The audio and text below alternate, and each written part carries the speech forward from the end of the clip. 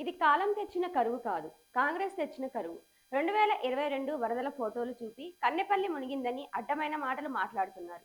ఒకవైపు నీళ్లు లేక రైతులు ఏడుస్తుంటే రేవంత్ రెడ్డేమో మా మీద కోపంతో నీళ్లు ఉన్నా కూడా ఇవ్వడం లేదు. ఎల్ నీనో ప్రభావం వల్ల ఎక్కడా నీళ్లు లేకపోయినా కన్నెపల్లిలో మాత్రం నీళ్లున్నాయి.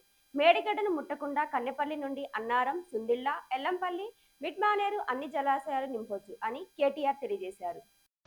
ఇప్పుడు ప్రజల్ని భయపెట్టడానికి, ప్రజల్ని భయభ్రాంతులకు గురి చేయడానికి, కాళేశ్వరం మీద శరామామూలుగా బురద జల్లడానికి పనికిమాలిన మాటలు మాట్లాడుతున్నాడు. ఏమంటాడు?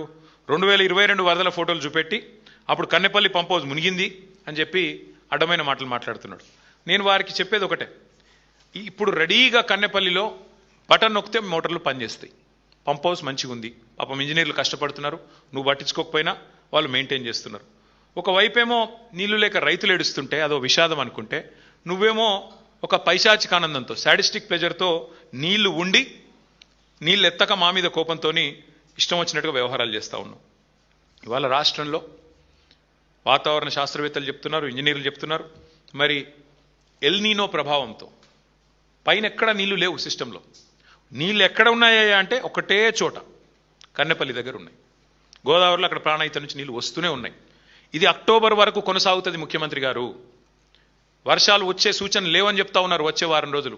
మేము అందుకే చెప్తా ఉన్నాం, మేడిగడ్డ బ్యారేజ్ ముట్టే అవసరం లేకుండా దానికి 14-15 కిలోమీటర్ల పైన ఉన్న కన్నెపల్లి పంప్ హౌజ్లో అక్కడ వచ్చే నీళ్లతో, ఇప్పుడు ఆడ 97 మీటర్ల మీద పోతున్నది, 93.5 మీటర్ల కాడ మీరు పంప్ హౌస్ చాలు చేస్తే చాలు, నీళ్లు అన్నారం పోతాయి, అన్నారం నుంచి సుందిళ్ళ పోతాయి, సుందిళ్ళ నుంచి ఎల్లంపల్లి, ఎల్లంపల్లి నుంచి మిడ్మానేరు, మొత్తం నేను చెప్పినట్టు అన్ని జలాశయాలు నింపొచ్చు.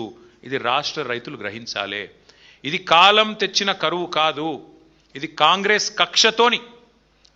కక్షతోని మీ మీద రుద్దుతున్న కరువు అని రాష్ట్ర రైతన్నలు గుర్తించాలని చెప్పి నేను కోరుతా ఉన్నాను.